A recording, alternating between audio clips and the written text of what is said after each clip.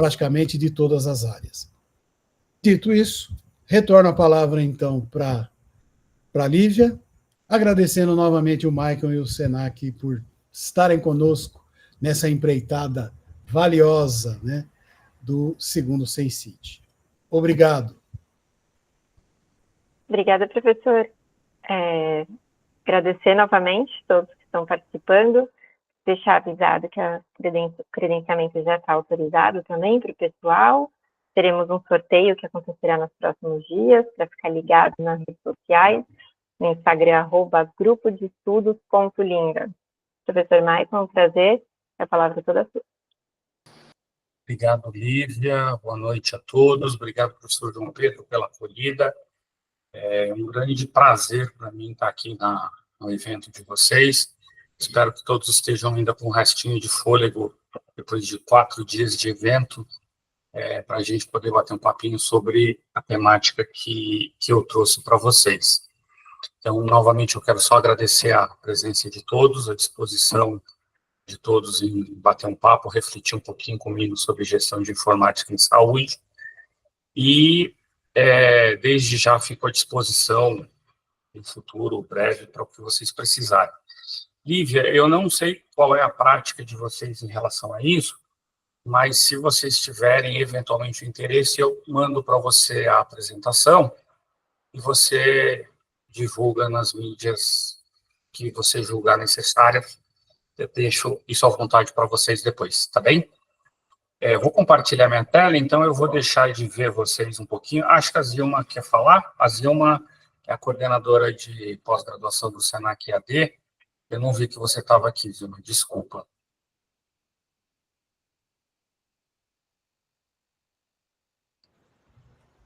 Seu Boa áudio tarde está fechado. a todos. Oi, desculpa, eu até acabei clicando aqui sem querer, Maicon, mas de qualquer forma quero agradecer, em nome do Senac, a gentileza do convite da Lívia e do professor João Pedro. É um prazer para a gente estar aqui, fizemos aí um esforço e eles foram muito gentis em nos aguardar, e tenho certeza que o Maicon vai fazer aí uma explanação muito bacana, tá bom?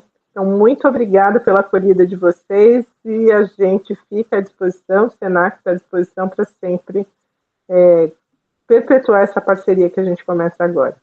Obrigada. Muito obrigado, Zilma. Eu vou compartilhar minha tela e aí naturalmente, eu vou deixar de vê-los, mas qualquer coisa, me chamem, tá bem? Que se tiver alguma dúvida pontual, algum comentário pontual que vocês julgarem necessário, podem me interromper. Eu vou partilhar a minha tela e aí, naturalmente, eu deixo de vê-los. Bom, novamente eu quero reiterar a minha satisfação em estar nesse evento junto com vocês, em particular podendo representar o Senac EAD, e o objeto da nossa conversa, da nossa reflexão, é falar um pouquinho sobre gestão de informática em saúde. Deixei aqui uma pequena apresentação, não vou me prolongar nisso, mas eu sou professor no Senac, já tem 10 anos, esse ano faz 10 anos que eu estou no Senac, e me titulei, sou biólogo de formação, né, minha formação básica é em biologia, mas eu me titulei no mestrado em informática em saúde e no doutorado em gestão de informática em saúde. Então, é algo que eu venho estudando já tem algum tempinho, né? E é uma grande satisfação poder compartilhar esse meu percurso com vocês. A primeira coisa que eu queria discutir é fazer uma apresentação breve sobre o que é a informática em saúde em termos gerais, para a gente construir um overview sobre essa área de conhecimento que tem tomado uma dimensão bastante interessante no mundo atual, principalmente por conta do advento das tecnologias de informação e comunicação.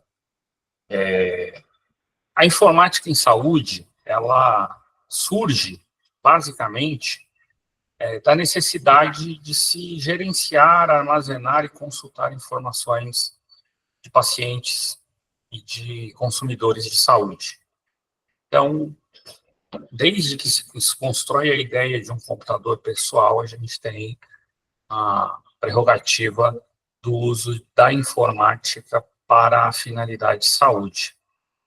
E é engraçado, né, interessante, isso vem de encontro com uma tendência de horizonte tecnológico, que as primeiras iniciativas e inserções da informática biomédica acontece num ambiente que não é o cuidado com o paciente, mas sim naqueles manejos de dados administrativos, controles gerenciais quantitativos de estoque, etc.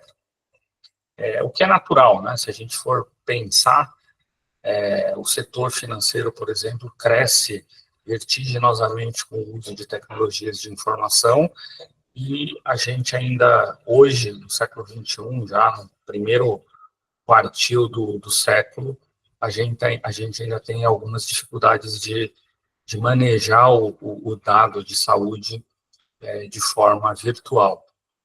E é na década de 60 que os primeiros sistemas de apoio à decisão começam a surgir, né? Então, quando eu começo a poder sistematizar e organizar desta maneira uma informação em saúde, eu começo a ter as primeiras iniciativas que surgiram com os sistemas de apoio à decisão clínica.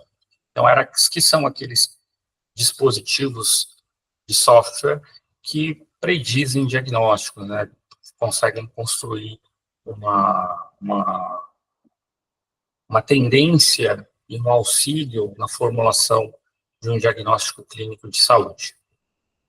Já nos anos 80 e 90, a gente tem basicamente, principalmente no final dos anos 80, começo dos anos 90, os computadores pessoais começam a se tornar mais populares e frequentes na mão das pessoas, então a gente começa a ter acesso a esse tipo de tecnologia, e a informática como um todo vai se tornando cada vez mais acessível.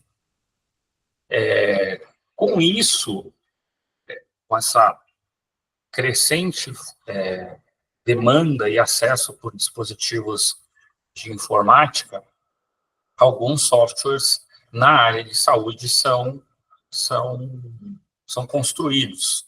Então, os primeiros dispositivos de softwares que a gente tem na área de saúde são aqueles que, como já era tradição até então, eram gerenciais de processos administrativos, e aí surgem aqueles que são os mais inovadores, né? A substituição do prontuário em papel pelo prontuário eletrônico e os softwares de análise de imagens médicas.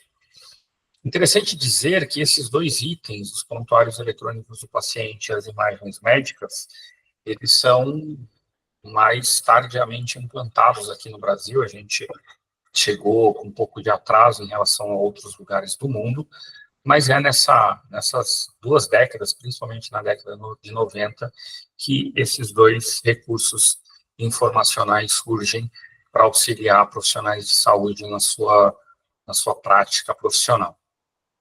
É inevitável dizer que no final da década de 90 surge a internet como a gente conhece hoje, a World Wide Web surge de forma bastante forte, né, e revoluciona como as pessoas se relacionam, conversam, e principalmente como elas acessam uma determinada informação.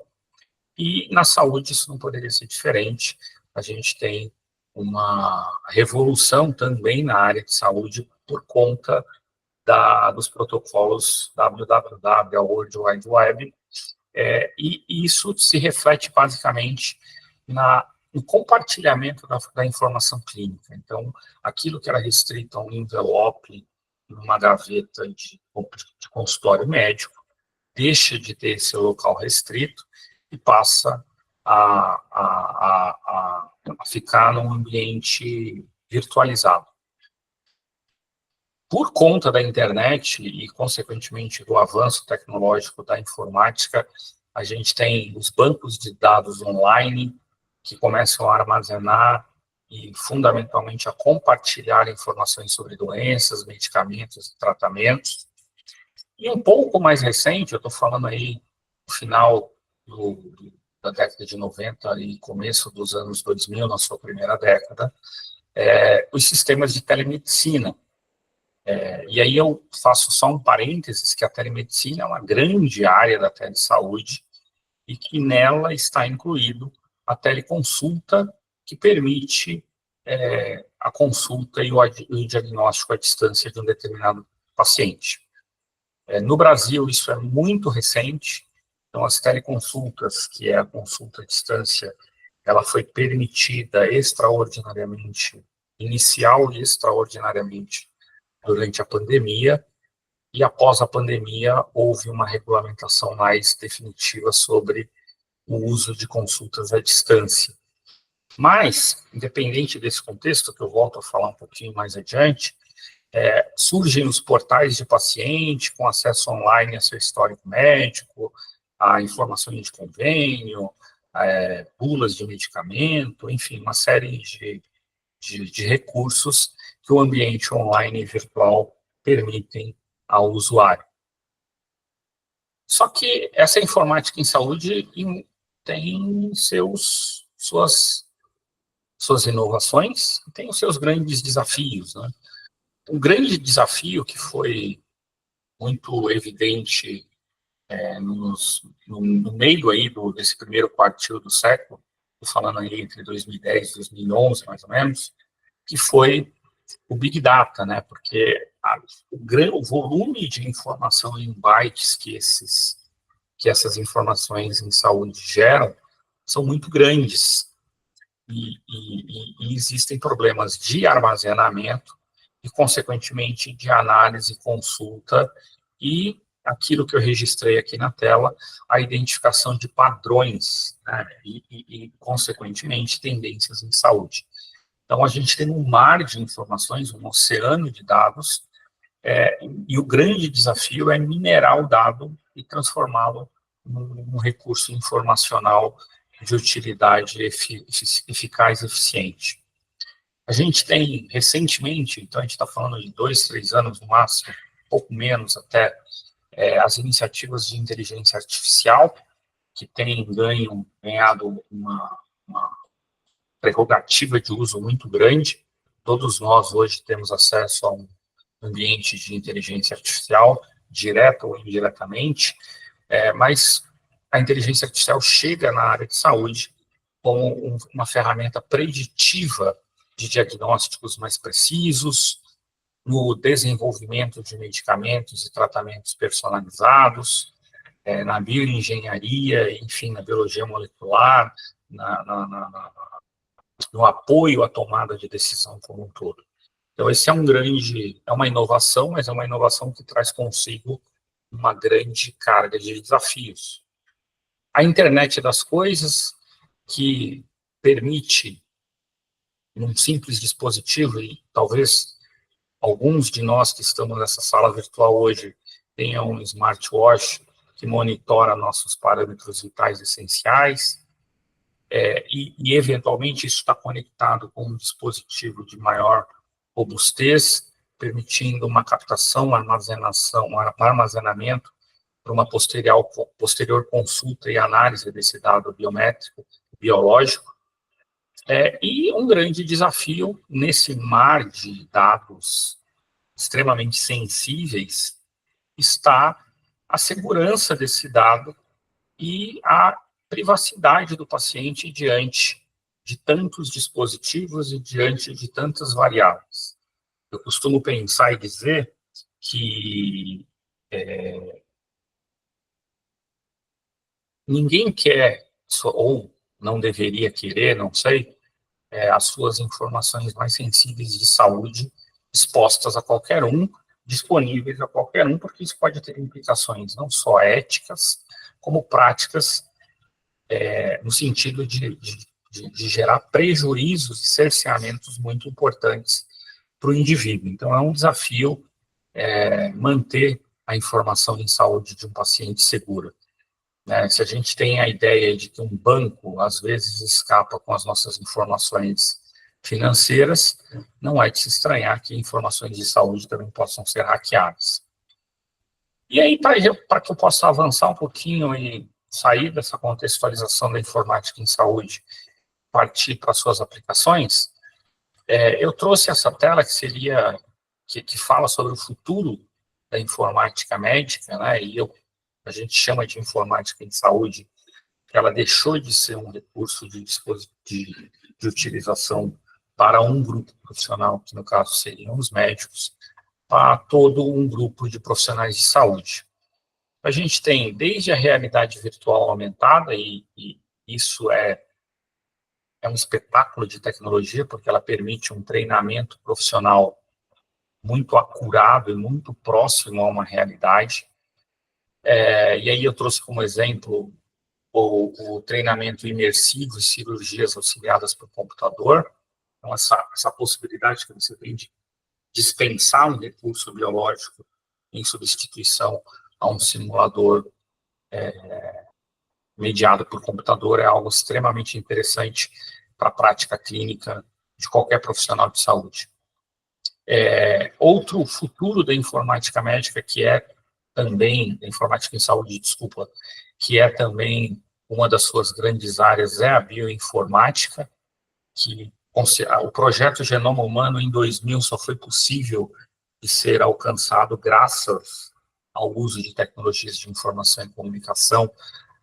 Tamanho é a grandeza da quantidade de dados que se utiliza no genoma humano, por exemplo, e algo que ainda está um pouco mais embrionário, mas que tem um potencial a curto prazo muito grande, é a medicina preventiva e personalizada, no sentido de se utilizar dados e a inteligência artificial para não só identificar precocemente doenças, mas como também criar caminhos mais eficazes e eficientes de prevenção e tratamento de saúde. Isso é algo que vem se tornando cada vez mais proeminente, o uso de IA, então, principalmente no tratamento de imagens médicas e na formulação de guidelines de bioinformática, que é o processamento da biologia molecular. Isso tem se tornado bastante recorrente. E aí eu trouxe uma definição de informática em saúde, que não é a única, a gente vai encontrar algumas várias, mas eu posso definir, nas minhas palavras, a informática em saúde como sendo a aplicação de tecnologias da informação e comunicação para otimizar a gestão de dados e processos na área de saúde, promovendo eficiência, segurança e qualidade no atendimento do paciente.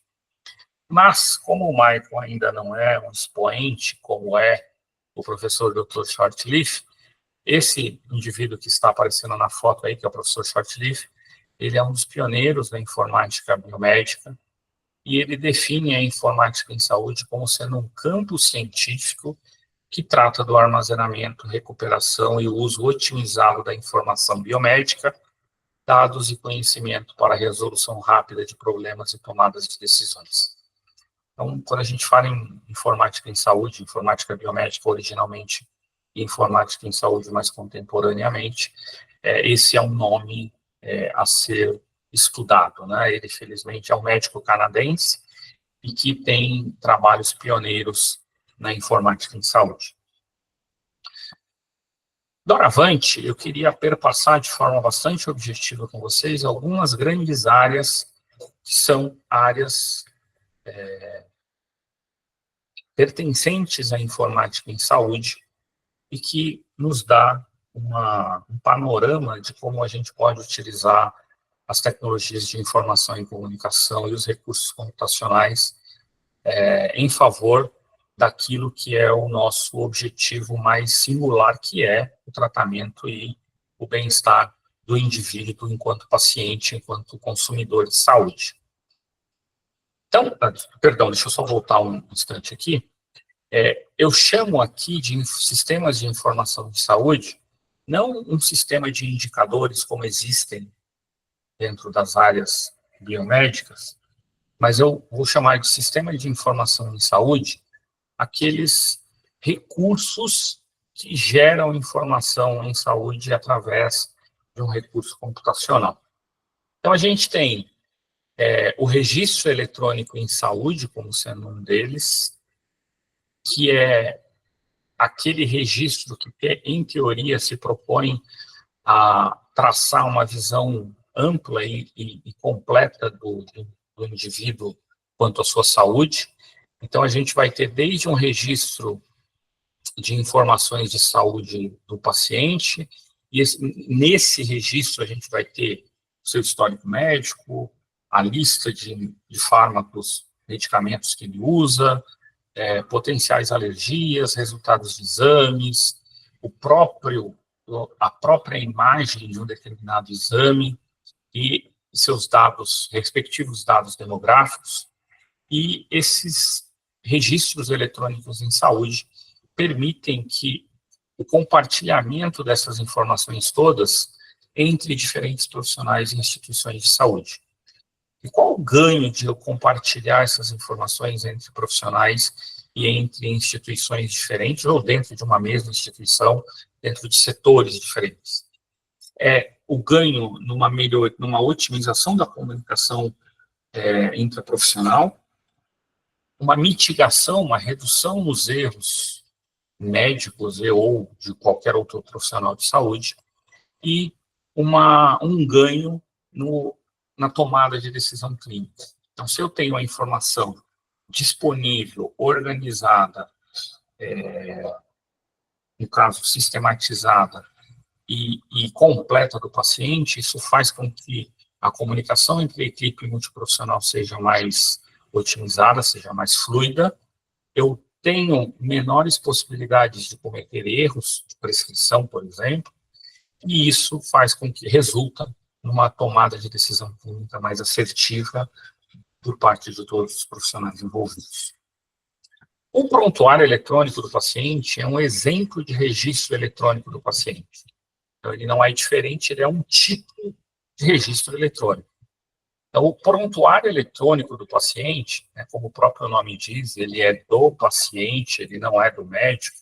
Isso é um documento, esse documento que sempre ficou sobre a custódia do profissional médico, ele é de direito do paciente, né? E é nele onde estão todas as informações clínicas, e o prontuário eletrônico tem a vantagem de se falar, de falar com outros dispositivos e outros registros eletrônicos, como, por exemplo, um sistema de geração de imagens médicas. Então, ele vai desde um registro simples de uma anamnese de consulta, a elaboração de uma prescrição eletrônica, a geração de solicitação de exames, agendamentos de consultas, enfim, a proposta do prontuário eletrônico do paciente é realmente integrar todas as informações e demandas que são necessárias para um bom atendimento do paciente. Existem diferentes empresas no Brasil e no mundo que desenvolvem esse sistema.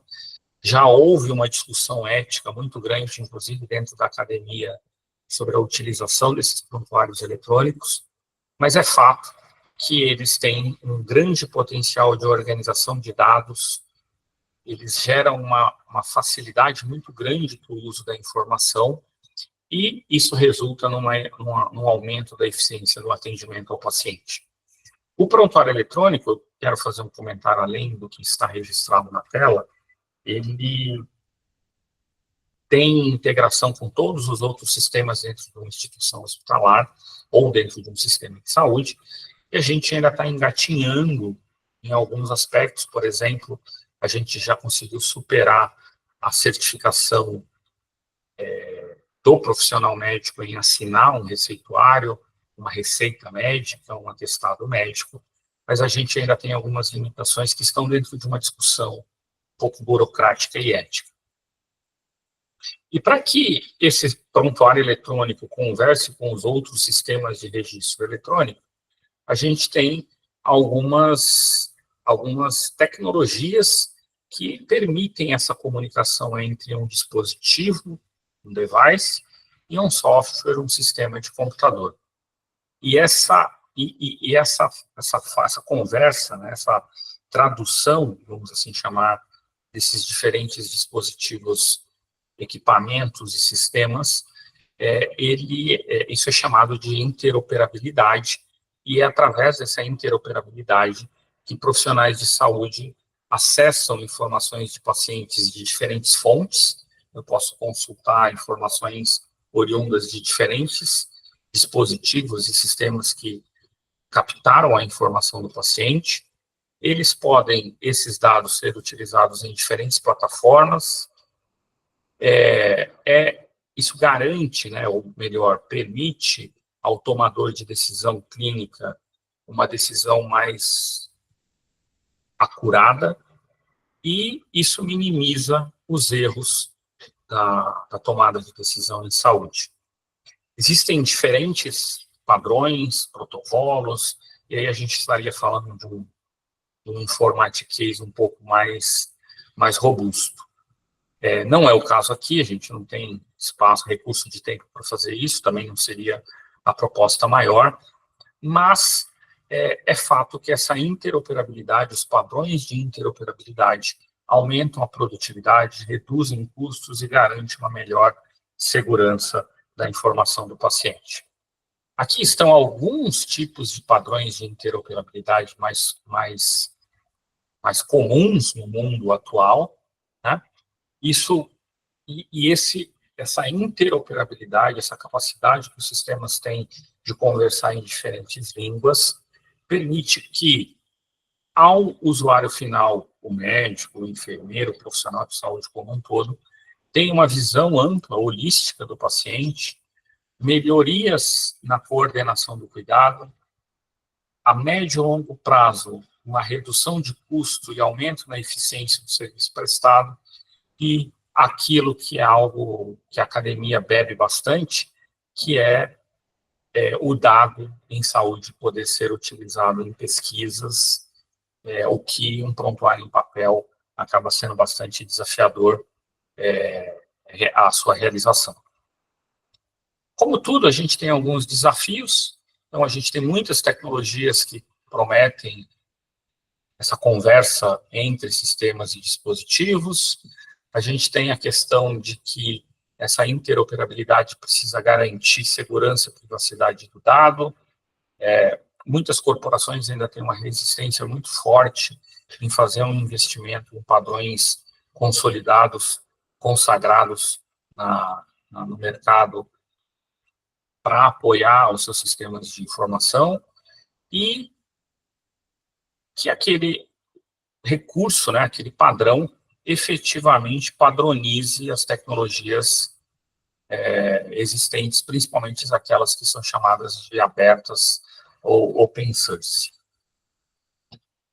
Aqui eu queria comentar um pouquinho que, como é uma área da saúde que capta, armazena, gerencia e analisa dados em saúde, qual a importância de gerir bem um dado em saúde, pensando em um profissional que eventualmente venha a ser um gestor de dados em saúde? Fundamentalmente, e na primeira colocação, e aí eu chamo por ordem de importância mesmo, a melhora no cuidado do meu paciente. Então, se eu consigo gerir bem o dado, eu consigo ter uma conduta clínica mais assertiva, e essa conduta clínica mais assertiva necessariamente gera uma melhora no serviço que eu ofereço ao meu paciente. A tomada de decisão clínica se torna mais acurada, mais precisa, porque eu tenho um dado sistematizado, organizado e passível de análise, de múltiplas análises. Isso me permite pesquisar, desenvolver novos tratamentos e, como glacê do bolo, isso faz com que a gestão do recurso em saúde seja mais eficiente. E a gente pode pensar o recurso em saúde aqui como recurso financeiro e o próprio profissional, a hora do profissional, a dedicação do profissional, né? E sem contar que um gerenciamento eficiente de todos os recursos de saúde garantem uma qualidade, uma acessibilidade e uma segurança ao paciente muito mais significativas.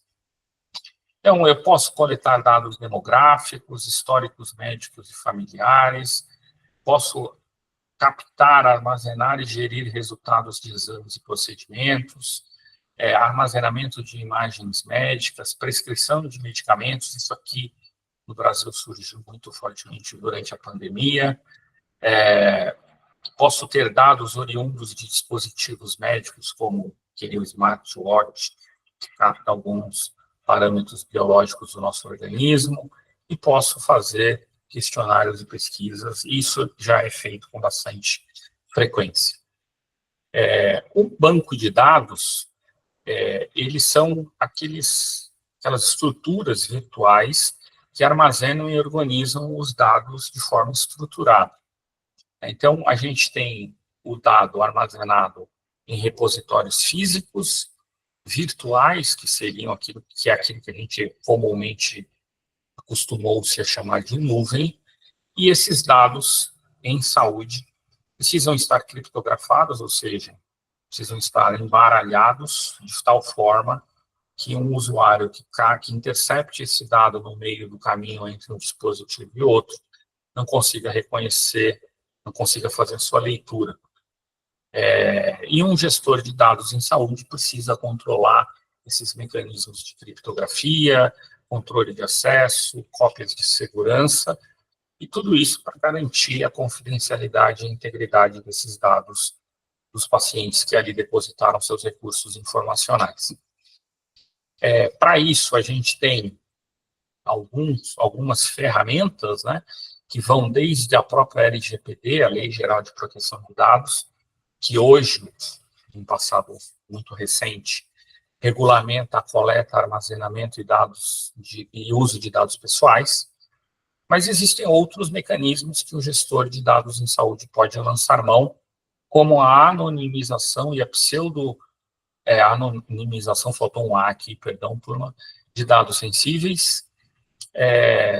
Quando esses dados forem utilizados para pesquisas, que exista o consentimento do paciente para o uso desse dado, só aqui a gente ficaria vários minutos conversando, e estabelecer medidas de segurança para prevenir o acesso não autorizado e a perda de dados, o hackeamento de dados. Como eu comentei anteriormente, aqui estão alguns padrões de intercomunicação.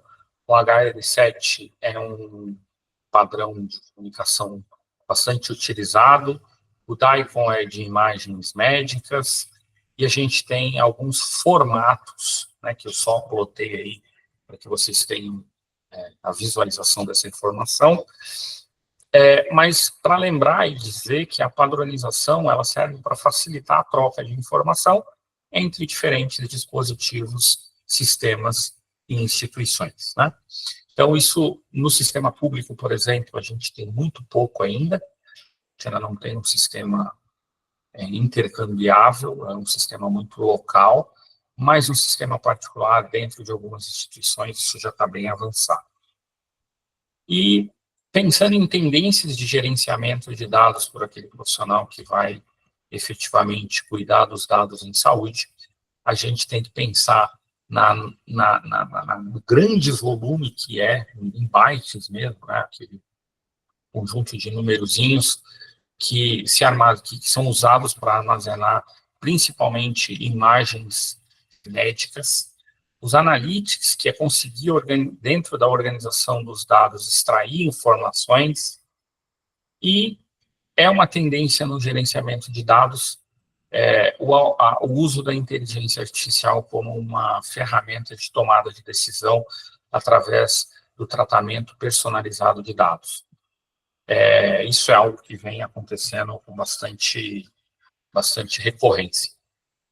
Quando eu falo em privacidade e segurança de dados, que é uma outra área dentro da informática biomédica, a gente tem as duas grandes legislações, vamos assim dizer, que é a LGPD e a HIPAA. Uma é nacional, outra é internacional, e elas versam fundamentalmente sobre o uso, o armazenamento, a coleta, armazenamento e uso de dados em saúde. Por quê? Porque, primeiro, os dados em saúde são, por definição, considerados sensíveis. O vazamento desses dados podem ser extremamente danosos para o paciente, e aí eu citei alguns, possíveis malefícios que vão desde uma discriminação, por exemplo, por conta do conhecimento público de uma determinada enfermidade que o indivíduo tenha, um constrangimento por conta de uma condição de saúde, e tudo isso culminando na violação da sua privacidade. Então, essas duas leis, elas vêm para manutenção da confiança do paciente no serviço de saúde. A LGPD, como eu falei, é uma lei brasileira que regulamenta o tratamento de dados pessoais, e dentro dela estão os dados de saúde. Tem alguns princípios gerais, mas o que eu gostaria de destacar aqui é que ela garante o direito do detentor do dado, do titular do dado, a um acesso, correção, anonimização, portabilidade e até mesmo a eliminação do seu dado de um determinado sistema de informação. Essa RIPA, ela é uma lei americana, ela também tem suas características específicas, mas ela fundamentalmente aplica-se a entidades cobertas de cobertura, como, por exemplo, os planos de saúde, prestadores de serviço, e estabelecem regras de privacidade e tem as suas sanções para os seus eventuais descumprimentos. Há uma convergência entre essas duas prerrogativas, né, que visam proteger a privacidade e a segurança da informação, em particular no nosso caso aqui da saúde. E elas têm princípios e diretrizes semelhantes e a adoção de medidas de segurança que garantem a confidencialidade, integralidade e disponibilidade dos dados. Existem também a formulação de políticas de segurança de informação. O Brasil tem as suas políticas de segurança de informação, e que vai desde aquilo que é listado como treinamento profissional, como gestão, perpassando pela gestão de acesso e a análise de riscos que uma determinada informação em saúde pode ter diante de um sistema de informação em saúde. Então, existem camadas de segurança, isso é importante que se diga, e existem leis e protocolos para que a gente garanta a informação em saúde de um indivíduo, no caso do paciente, que é o usuário do serviço de saúde. Essas medidas de segurança podem ser físicas, né? Então, estou pensando aí em controle de acesso físico e instalação em equipamento. Há medidas de segurança técnicas, que vão desde o uso de criptografias, a implementação de firewalls, antivírus, recuperação e manutenção de cópias de segurança e auditorias de sistemas, né? Então, isso tudo, o gestor de dados em saúde tem competência para poder gerir essas ferramentas. E aí a gente chega numa área da informática em saúde, que é a telemedicina. A telemedicina é uma área dentro de uma área ainda maior que a telesaúde, e ela é definida como a prestação de serviços de saúde à distância utilizando as TICs. E dentro da telemedicina estão a teleconsulta, o telediagnóstico, o telemonitoramento, a telecirurgia, teletriagem, teleconsultoria, que seria a segunda opinião em saúde. Então, isso é a telemedicina. A gente tem uma série de micro-universos dentro da telemedicina.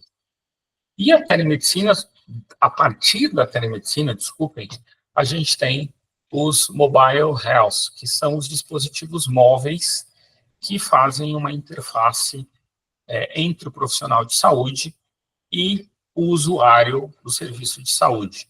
A gente tem visto aí na televisão um dispositivo que o indivíduo coloca um adesivo no braço e ele vai enviando dados de glicemia, né, a taxa de glicose no sangue para o smartphone do indivíduo, o próprio smartwatch que eu comentei, que já muitos deles já captam parâmetros biológicos. Hoje a gente consegue comprar aí por R$ 1.500 uma drogaria de rede grande, nos grandes centros um aparelho de eletrocardiograma que vai se conectar ao celular, a gente consegue comprar um ultrassom que conecta no celular e consegue fazer imagens interessantes, né? Tem imagens até com boa definição, até determinado ponto, guardadas as devidas proporções de órgãos e tecidos. A gente tem, literalmente, a saúde na palma da mão. Sem contar os dispositivos, os softwares que controlam calorias, frequência cardíaca, gasto calórico e etc. Dentro da informática em saúde, em particular dentro da telemedicina, que se utilizam as plataformas de videoconferência para teleconsultas. Como eu disse, isso aconteceu mais recentemente por conta no Brasil, em particular, foi acelerado por conta do advento da Covid-19. O uso de aplicativos de agendamento online, então hoje você não precisa falar com o secretário, você entra no site, tem lá um atendente virtual que consegue fazer um agendamento, isso está conectado com o prontuário eletrônico do paciente. Os dispositivos vestíveis para coleta de dados virtuais, como eu citei alguns deles para vocês. A gente já tem disponível, ainda não é um preço acessível ou fortemente acessível, sensores para comprar para monitoramento de pacientes crônicos em domicílio, e o uso da realidade virtual, que tem sido cada vez mais utilizado por profissionais de educação em cursos de formação para profissionais de saúde. Temos, como tudo, vantagens para o paciente, para o profissional de saúde. Eu listei algumas aqui, não quero ficar lendo slide, mas eu gostaria de destacar algumas, que para o paciente, uma redução de custo com deslocamento e tempo de espera, então a telemedicina garante, eu tenho, por exemplo, hoje, pais idosos, e aquilo que eu posso evitar de transladar eles de um lugar para o outro, isso é muito oportuno para mim, né? E o monitoramento contínuo da saúde e detecção precoce de problemas. E para o profissional de saúde, claro, tem um ganho de produtividade significativo, o acesso a pacientes em diferentes localidades.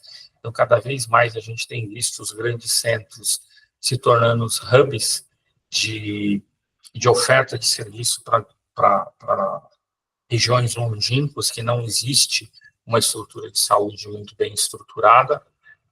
Melhora na comunicação intraprofissional, o uso de informações e recursos online, porque hoje você pode estar no centro cirúrgico, identificar uma característica que não lhe é familiar, fazer uma breve consulta numa base de periódico científico e ter uma tomada de decisão quase que instantânea sobre um caso diferenciado. E dentro do universo educacional, o surgimento de novas ferramentas para educação e pesquisa em saúde. Temos desafios, né? Um grande deles é a conectividade, então, acesso à internet. Infelizmente, muitas regiões do Brasil, por exemplo, ainda carecem de uma conexão com a internet satisfatória. Temos questões ainda muito importantes quanto à segurança, informação e privacidade do dado, então, o hackeamento do dado em saúde, resistência por parte de alguns profissionais em mudar os seus hábitos e costumes, né? E isso é uma formação, principalmente quando a gente pensa em realidade aumentada e em realidade virtual, uma formação e um treinamento caro, que demanda uma intimidade com a tecnologia e a disponibilidade de um recurso financeiro adequado. Temos questões éticas importantes a serem consideradas, que vão desde a autonomia do usuário em ceder os seus dados para estudo. Este item aqui é muito determinante, que é a equidade no acesso aos serviços de telemedicina.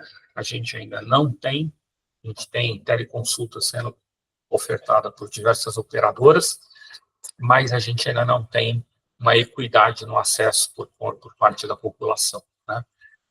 E, eventualmente, também é inevitável que se diga que é preciso um uso responsável dessas tecnologias e uma clareza sobre os limites que elas nos impõem.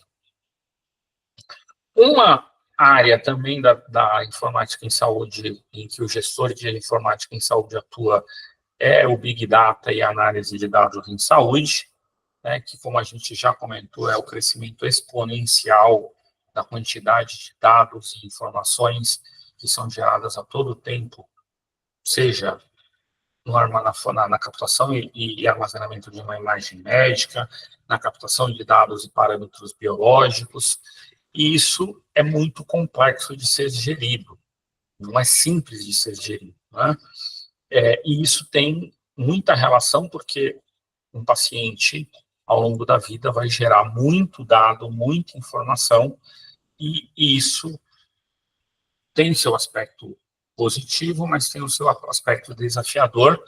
Mas eu diria para vocês que a Big Data na saúde, ela tem como premissa futura um potencial para transformar o cuidado com o paciente, a pesquisa médica e a gestão de saúde, dada a sua capacidade de armazenamento e de tratamento desses dados em servidores virtuais. Aqui eu trouxe uma listinha, turma, que é as características do Big Data, os 5 Vs.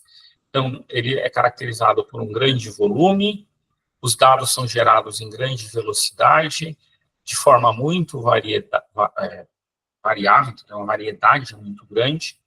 A gente precisa ter um controle sobre a veracidade, o que é real, o que não é real naquele conjunto de dados, e se aquele dado tem um valor de se tornar uma informação, para que essa informação possa ser utilizada pelo gestor de dados, né?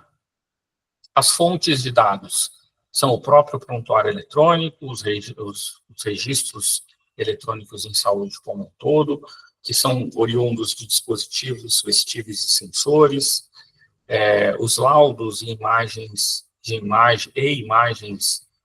de exames e exames laboratoriais, dados de pesquisas clínicas e epidemiológicas, e, por que não, né, aquilo que é inserido em redes sociais e plataformas online, que tem aí, o Google já teve uma iniciativa de fazer um prontuário eletrônico, eu não sei se alguém de vocês chegou a conhecer, essa iniciativa foi descontinuada pela Google, mas já existia o Google Health num passado não muito distante.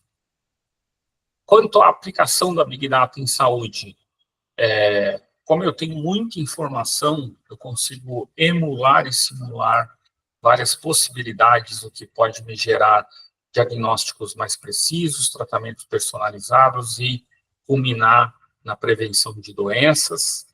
Isso me permite otimizar recurso, reduzir custo e melhorar a eficiência do trabalho e da oferta do serviço de saúde. Atua fortemente na pesquisa biomédica e na saúde pública, porque são setores que vão gerar dados epidemiológicos importantes e determinantes para a gestão em saúde e a tomada de decisão em saúde.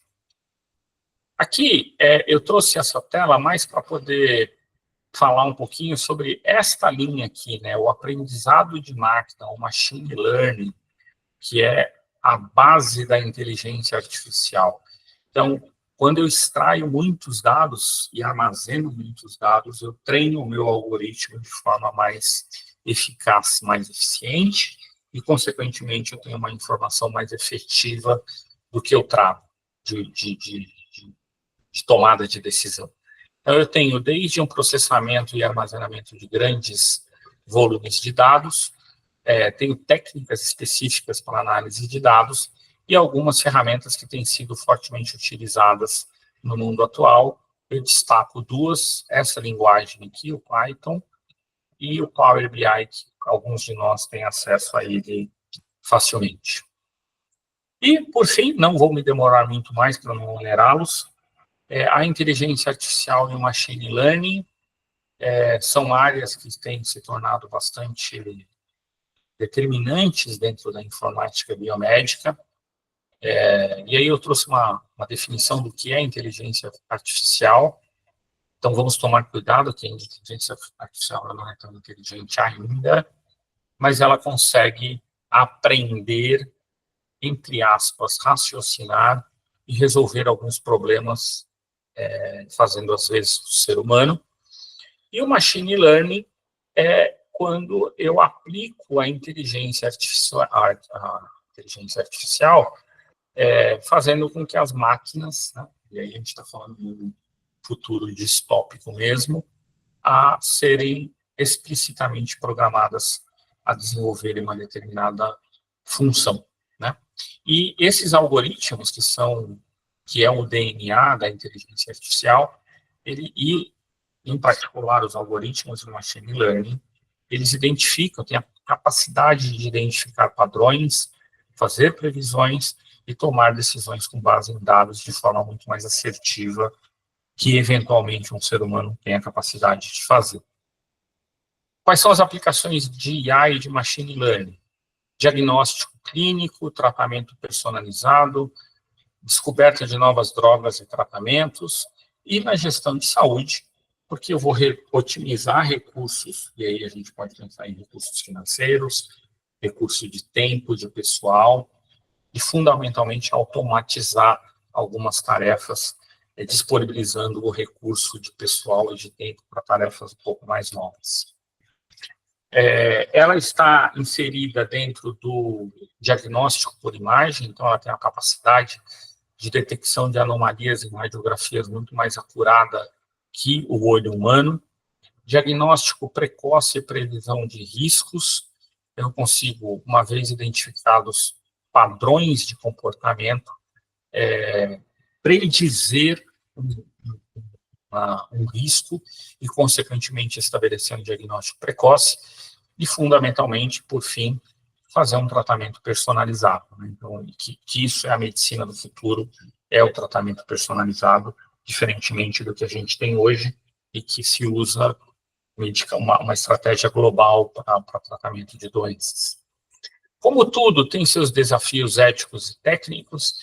Dentre os desafios éticos, eu chamo a atenção para o viés algoritmo e discriminação, porque se o algoritmo for construído com um viés discriminatório, toda a cadeia produtiva e de devolutivo de dados, de informação, será igualmente discriminatória, né? E tem os desafios técnicos, que vão desde recursos para treinar esses algoritmos, aí eu estou falando de quantidade de informação, a interoperabilidade dos sistemas e aquilo que ainda hoje é dependente do ser humano, que é a validação das tecnologias e da inteligência artificial. Por fim, o planejamento e gestão de projetos de TI em saúde é aquela área em que o gestor de dados em saúde atua falando sobre projetos de tecnologia de informação e comunicação, né? Então, isso permite, basicamente, que exista que eu posso dizer de forma vulgar, uma convergência de interesses e que essa convergência de interesses possa, através dos objetivos, recursos, prazos e responsabilidades, entregar um resultado mais assertivo. Trouxe aqui a título de ilustração, algumas fases de planejamento que cabe a um profissional gestor de dados em saúde, que vai desde a definição do escopo do projeto, a finalização do projeto com a sua avaliação e validação de resultados.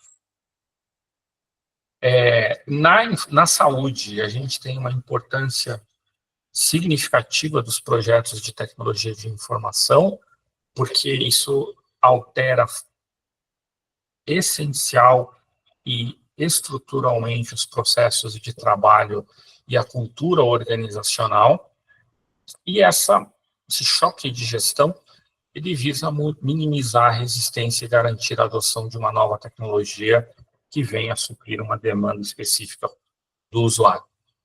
Então, tem algumas estratégias básicas que vão desde uma comunicação transparente, perpassando por um processo de planejamento e implementação, treinamento, criação de ambiente de apoio e um incentivo à mudança do horizonte tecnológico, culminando na monitorização da adoção da tecnologia e a identificação das suas limitações.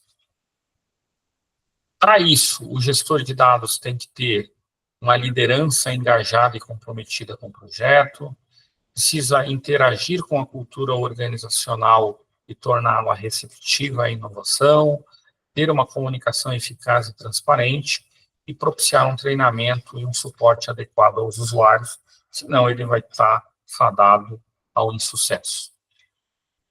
As avaliações de tecnologia em saúde são áreas da gestão em saúde em que a informática em saúde contribui bastante, que é aquele processo de examinar as implicações médicas, sociais, econômicas e éticas de uma tecnologia, obviamente em saúde, e que tem como objetivo final gerar informações para a tomada de decisão quanto à incorporação, descontinuidade e a manutenção de uso de uma determinada tecnologia, lembrando que tecnologias em saúde podem ser citadas como equipamentos, medicamentos, procedimentos, políticas públicas, etc. E por que a gente avalia uma tecnologia em saúde? A gente avalia para garantir que as tecnologias sejam seguras, eficazes e eficientes, tornando o uso do recurso otimizado e promovendo a sustentabilidade do sistema de saúde. Também tem como função a melhora na qualidade do cuidado e o resultado em saúde, e apoia a tomada de decisão baseada em evidência, que é uma área que tem se tornando bastante proeminente dentro da saúde. Tem aqui alguns exemplos e ferramentas de avaliação de impacto e eficiência, que começam com o estabelecimento, de estudos clínicos, a implementação de uma avaliação econômica sobre esses estudos químicos, a factibilidade do uso daquela tecnologia, que aqui eu estou chamando de avaliação social, e, eventualmente, a utilização de outros métodos misturados para a avaliação de uma determinada tecnologia em saúde.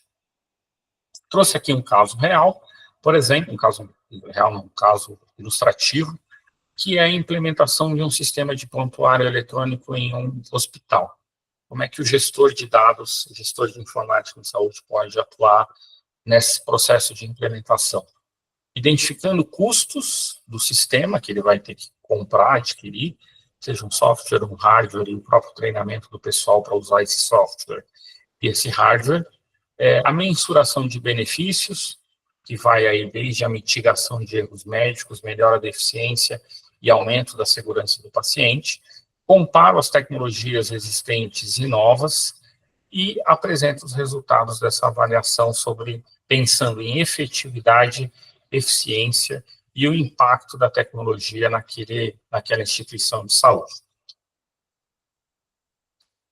Como aspectos éticos da informática em saúde, a gente tem aqueles que são fundamentais e que estão na bioética, né, que é o princípio da beneficência, não maleficência, autonomia e justiça, e o pessoal da TI inseriu aí a confidencialidade, e o uso dos códigos de ética profissional. Então, cada profissional de saúde tem seu conselho profissional, tem uma carta magna que redige e que norteia as ações éticas daquele profissional, e isso tem que estar interligado com esses princípios éticos fundamentais.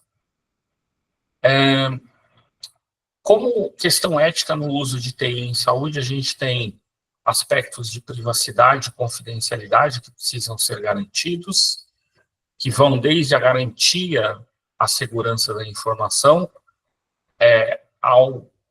e perpassa e culmina com o consentimento do indivíduo que cede aqueles dados biológicos para armazenamento e análise, a verificação do viés algorítmico de discriminação. Isso é algo que está muito incipiente ainda como um todo em tudo. Se a gente usar um chat GPT, a gente vai ver que não existe isso ainda acontecendo. Uma clareza na responsabilidade da tomada de decisão, não é porque o computador disse faça isso que o profissional vai fazer, e a garantia de acesso e equidade por parte da população aos recursos de tecnologias da informação em saúde. Lembro que o paciente tem direitos, então, são direitos básicos de um paciente: o acesso ao seu prontuário e as informações de saúde contidas nele, a correção de informações incorretas em seu prontuário, confidencialidade das suas informações, o uso do consentimento informado para que ele compartilhe os dados com quem de interesse e que ele tenha canais de reclamação, de comunicação, para que, caso haja uma violação dos seus direitos, ele possa se manifestar.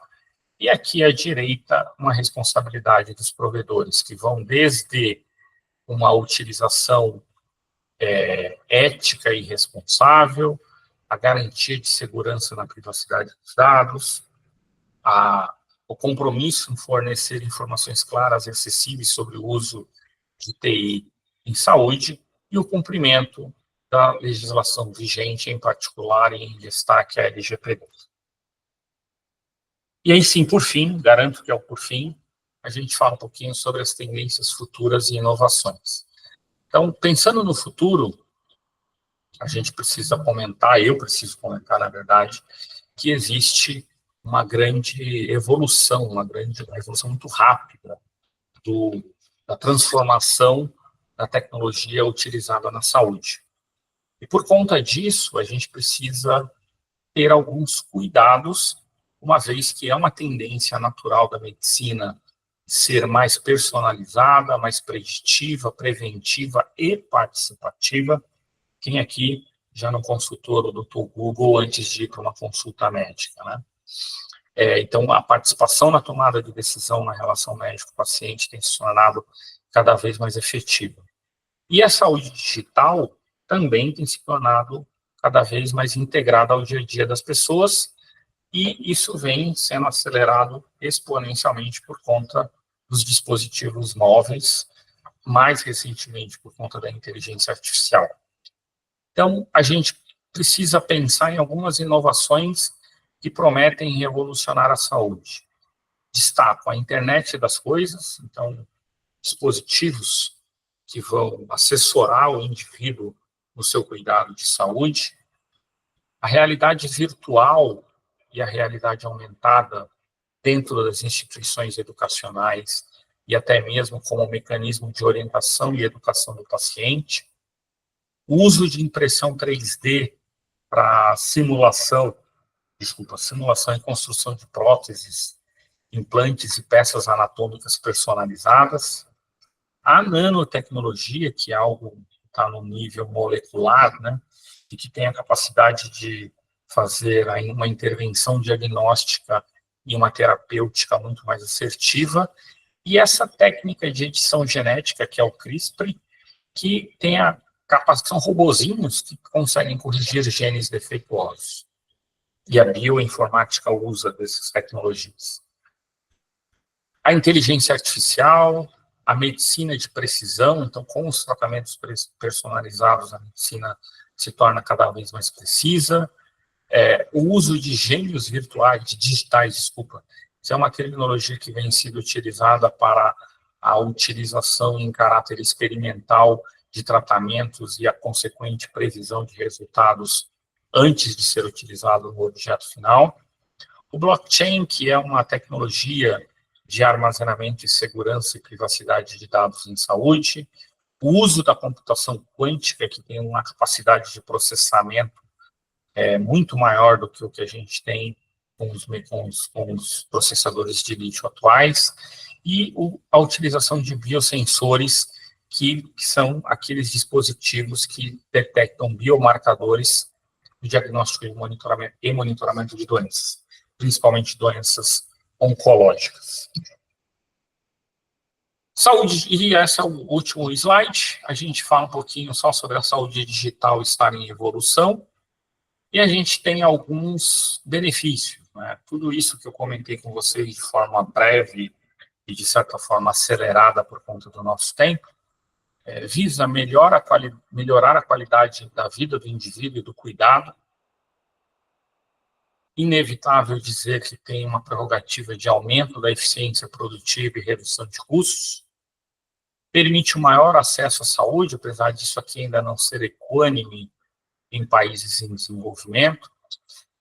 Como eu defendi com vocês, cada vez mais a decisão em saúde é compartilhada entre médico e paciente, então a gente tem a transformação digital empoderando o paciente, porque ele é detentor de informações que outrora ele não tinha, e, fundamentalmente, no surgimento de novas tecnologias, de novas inovações e de novos dispositivos e sistemas. Listei aqui, segundo a minha impressão, alguns desafios dessa transformação digital, que ainda estão centrados na segurança da informação e privacidade dos dados. Por mais que existam camadas de proteção, a gente ainda é vulnerável ao hackeamento de dados. A integração de sistemas e interoperabilidade, então a gente ainda vive, por exemplo, no sistema público, eu falei, ele não conversa com nada nem com ninguém. Temos ainda uma resistência grande à mudança, né, a utilizar, então, eventualmente, você ainda vai no médico e usa um prontuário de papel. E, obviamente, uma limitação de recurso financeiro que faz com que haja um baixo investimento em infraestrutura e aquisição de novas tecnologias. Muito bem. Isso tudo que eu falei, eu culmino e termino a minha fala de hoje para convidá-los a conhecer o curso de especialização em gestão informática do SENAC, que tem algumas prerrogativas que foram apresentadas e discutidas para vocês nesse final de tarde, começo de noite. Então, o profissional gestor de informática em saúde, ele vai atuar fundamentalmente na manipulação de dados biológicos. A gente tem um curso desenhado para falar de sistemas de informática biomédica, interoperabilidade, inteligência artificial, processamento de sinais biológicos, Big Data, a própria inteligência artificial. Então, a gente tem a proposta de construir um curso que oferte um profissional para o mercado capaz de gerir os dados em saúde com bastante profissionalismo e efetividade. Deixei aqui a vocês, caso vocês tenham interesse, um texto que não é muito longo, mas que fala sobre os fundamentos dessa formação do gestor de dados em saúde. Está aí o QR Code e o link, caso vocês queiram captar a imagem. E deixo para vocês o link da página do curso de Gestão Informática em Saúde no SENAC, a fim de que, caso vocês tenham um interesse maior na nossa formação, vocês tenham um canal de comunicação, né? Está aí o QR Code, está aqui o link, né, no eadsenac.br, tem a lista de cursos que o SENAC oferta, dentre eles o curso de Gestão e Informática em Saúde. E, por fim, está aí meu e-mail, né, maicon.pnovais@sp.senac.br. Caso tenha ficado alguma dúvida, caso você queira, num futuro breve, entrar em contato para fazer algum comentário, esclarecer algum ponto que eu passei muito superficialmente, enfim, sobre qualquer demanda que eu possa auxiliá-lo, tem aí meu contato, você fique inteiramente à vontade de me procurar. Falei 1h20, Lívia, desculpa ter estressado nossos ouvintes, sim. Mas é isso, professor João. Olha, Maicon, bom, em primeiro lugar, gostaria de agradecer a Zelma, acho que ela não pôde continuar, o esforço, né, que vocês fizeram para participar do nosso evento. Foi um prazer, professor. Isso aí é um fator que tem que ser reconhecido, né, porque para nós, né, no nosso grupo de pesquisa, inclusive, a participação de vocês era de suma importância. E agora eu tenho que fazer um comentário, né? Porque nós tivemos no sábado, sim, nas palestras que nós tivemos a presença do Dr. Robertson, que é o praticamente o gerente de tecnologia, ele é médico, né? Mas é o gestor de tecnologia e inovação dentro da Unimed. Então, eu posso já te dizer que o curso que vocês estão oferecendo, o Dr. Robson deixou no final da palestra dele uma lista, na verdade, de inovações que ele pretende implantar e que ele gostaria que tivesse gente para poder implantar, porque ele fala, hoje a gente não tem recurso. Então, olha, a sua apresentação de hoje, o seu minicurso e a palestra do Dr. Robertson, da Unimed, tem aí uma interface muito interessante. Legal. Porque ele externou as preocupações dele como usuário da tecnologia, inovador e implementador dessa tecnologia lá, e vocês estão oferecendo o curso básico para isso. Ótimo. Então, eu estou dizendo agora, e já faço uma propaganda, né, para todos esses nossos colegas que estão participando do evento agora, que em a gente tendo a oportunidade de desenvolver, e ele, né, a Unimed em si, nos convidou para participar como pesquisa de mestrado e doutorado, que para o nosso grupo é muito importante, né? Uhum. Vamos colaborar, vamos fazer alguma coisa em conjunto. Então, está aí também uma grande oportunidade de se fazer um curso que prepara as necessidades, não só da Unimed, mas de toda a área médica, né? Porque a informática na área médica é uma questão importante. E você falou da IA, né? Essa realmente é uma preocupação, surgiram várias questões lá no dia, no sábado, né? Para o doutor, que ele era uma palestra também curta, mas aí no fim acabou se estendendo, porque, né, esse é um assunto quente, né? Um assunto importante, né? Sim, de sobremaneira muito interessante. Mas agora a gente abre para perguntas, Lívia. À vontade. Perfeito. Se alguém tiver alguma pergunta, professor Michael, pode deixar aqui no chat ou abrir o microfone. Alguma angústia, turma? Podem ficar à vontade se eu puder contribuir. Está todo mundo extasiado, não, cansado, Lívia. O final do evento. Professor, vou aproveitar para comentar que Sim. o professor João Paulo Papa, que também ministrou o evento, ele tem uma linguagem que é o chatbot. Sim. Que é o Dr. Bode. Ele comentou bastante sobre isso, sobre a IA e esses avanços da inteligência artificial na área médica, que eu acho que vai totalmente de encontro ao que você trouxe aqui nesse mini curso. Legal, que também isso, que também é desenvolvido, é a brasileira, né? Chatbot da área da saúde brasileiro, em português. Então, também a gente vê que é uma tendência, não adianta fugir. Não adianta correr, não adianta correr. A gente tem que acabar crescendo, né, e usando essas novas ferramentas a nosso favor. Eu costumo dizer, Lívia e professor João, que eu não, né, eu faço eco de outros colegas. A gente, no final da década de 90, talvez alguns aqui sejam, não sei se todo mundo já tem mais tempo vivido do que a viver, né, mas no final da década de 90 a gente já fazia transação bancária um dispositivo eletrônico, ia no caixa eletrônico, fazia a operação. E hoje, né, como eu disse, no primeiro quartil do século, a gente ainda tem dificuldade de implementar processamento de dados biológicos virtuais. Isso é um paradigma que a gente tem que romper, fica a reflexão de que, como a Lívia falou, é inevitável brigar com a tecnologia, a gente tem que usá-la a nosso favor. É isso.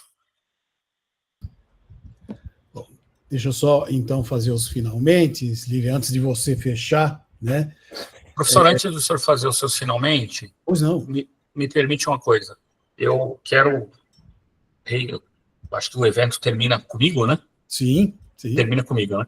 Exatamente. Eu quero reiterar o meu muito obrigado por todos estarem aqui na noite de hoje. Foi realmente uma satisfação muito grande poder preparar o material para vocês. Vou mandar para a Lívia o PDF, o PPT aberto. Se vocês puderem disseminar, eu acho que fica como um material de consulta, não tem problema nenhum. Então, em particular, professor João, muito obrigado, parabéns pela elaboração, né, do evento, pela capitanear um evento. Eu espero que esse seja... É o segundo, né, ou é o primeiro? É o segundo. Segundo, né? Eu espero que vocês possam ter uma longeva estrada pela frente aí desse evento. E vou deixar velado aqui a minha inenarrável satisfação de reencontrar a Lívia. Foi um prazer muito grande. Ela sabe por quê, o senhor sabe por quê. Sim. Foi um prazer muito grande. Fiquei muito contente mesmo. Eu posso dizer que, guardadas as devidas proporções, até mesmo orgulhoso pela trajetória que eu estou vendo ela construir. Então, muito obrigado, parabéns para vocês, viu? Valeu. Eu não sei se a Zilma gostaria de falar alguma coisa. A Zilma está aqui? Ela está aqui. Ela está, mas não sei se está disponível. Estou aqui, professor. Eu só tenho a agradecer. Deixa eu abrir minha câmera aqui. Vocês me desculpem, eu estou em casa. E a minha bateria acabou, então eu estou presa no fio aqui. Tranquilo. Mas eu quero agradecer muito a oportunidade de ter estado com vocês nesse período. Um evento super bonito. E é isso, me colocar sempre o Senac à disposição. É um prazer a gente ter essa parceria com a Unesp. E agradecer o Michael aí, que gentilmente nos representou de uma forma brilhante. Nós é que agradecemos, Vilma. A participação, isso a gente já tinha discutido lá desde o começo, né? Que o Senac, com certeza, teria que participar do nosso evento para brilhantar de alguma forma o evento, assim como outras organizações estavam. Então, nós é que agradecemos imensamente a participação de vocês e esperamos contar com vocês nas próximas oportunidades. E, né, contem com certeza. Nosso muito obrigado.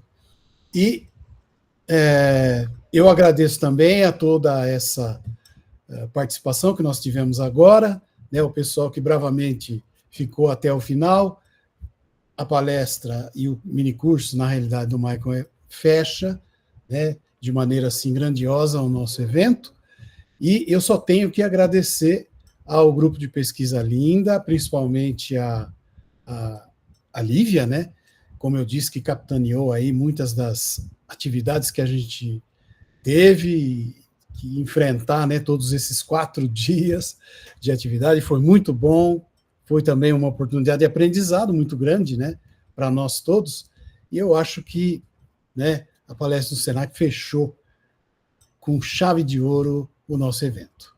E aí eu abro para a Lívia fazer os finalmentes, Lívia, por favor. Muito obrigada, professor. Obrigada, professor Michael, Vilma. Muito obrigada a todos que estiveram aqui conosco.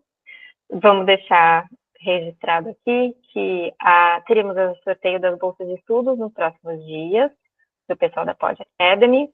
Ela será divulgada, a gente fará uma live, e os certificados para os minicursos já estarão disponíveis após responder um formulário de satisfação do evento, e os demais certificados serão progressivamente nos próximos dias. Agradecemos a todos que nos acompanharam até agora, e uma boa noite. Boa noite, gente. Obrigado. Boa noite, boa sorte. Até mais.